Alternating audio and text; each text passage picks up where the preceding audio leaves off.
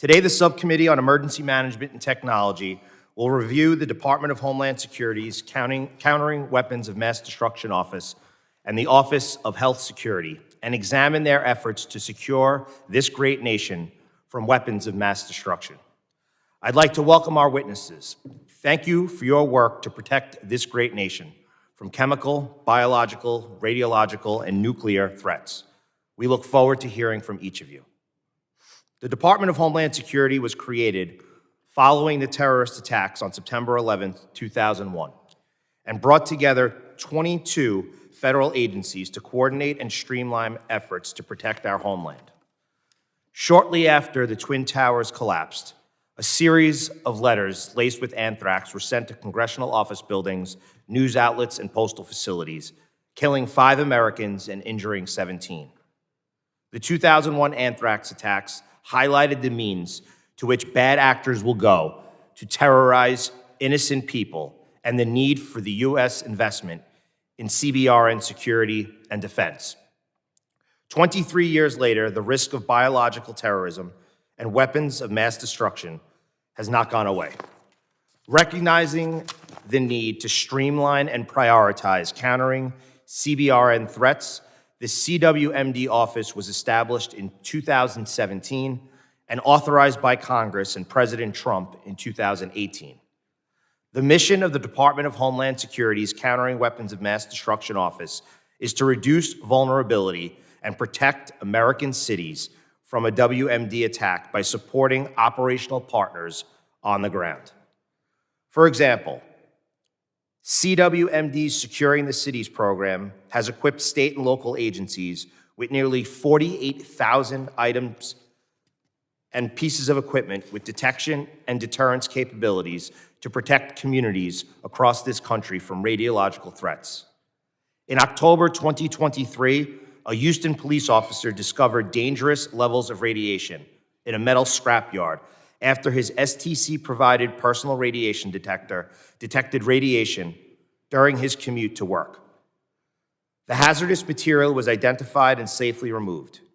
These capabilities are critical for safeguarding this great homeland. Last July, I attended the Securing the Cities annual conference, where emergency managers from across the country gathered for training and coordination.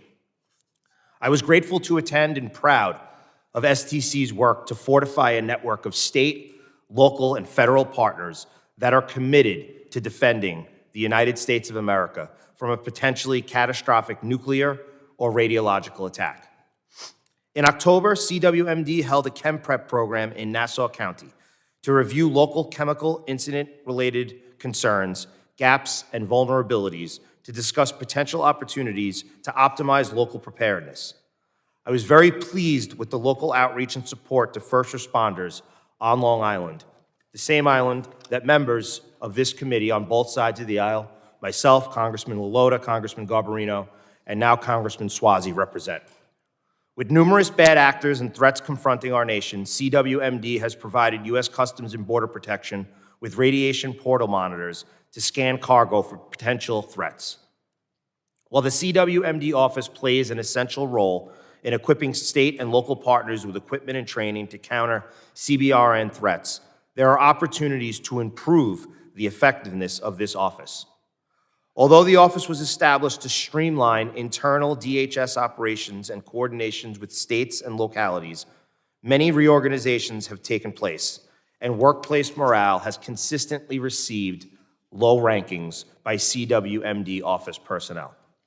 When the Department of Homeland Security Act was passed in 2002, Section 872 allowed the Secretary to reorganize, establish, or consolidate operations within the department.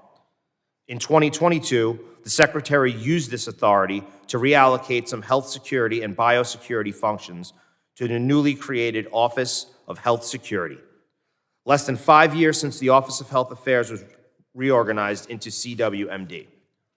Such constant restructuring can be confusing and frustrating for employees and stakeholders.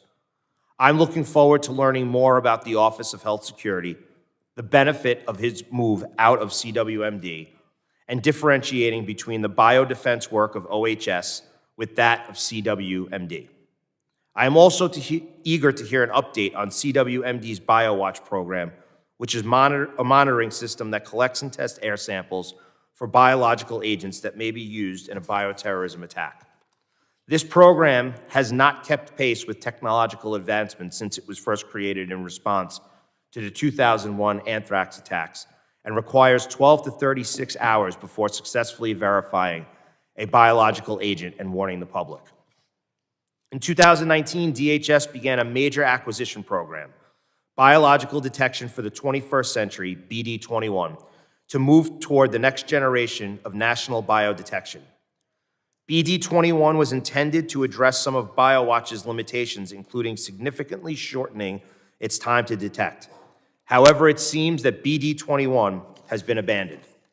The President's fiscal year 2025 budget request refers to the program as, quote, obsolete, and states that CWMD will transition into a new, quote, environmental biodetection capability development and maturation project. I would like to understand how this new project will be different. Ultimately, I hope that CWMD is on a fast track to finally obtaining the biological technology that America needs. Despite the obstacles the CWMD office has faced, I believe that we should work together to remedy these challenges and to help the office succeed in its mission of enabling operational partners in preventing WMDs from ever harming this great country. That is also why I was proud to introduce H.R. 3224, a bill to extend the authorization of this office, and I urge my colleagues in the Senate to take up this bill immediately.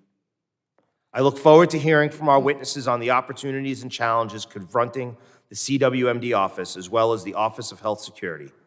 Thank you all for this work in this field and for your commitment to this country. I now recognize the ranking member, the gentleman, and my good friend,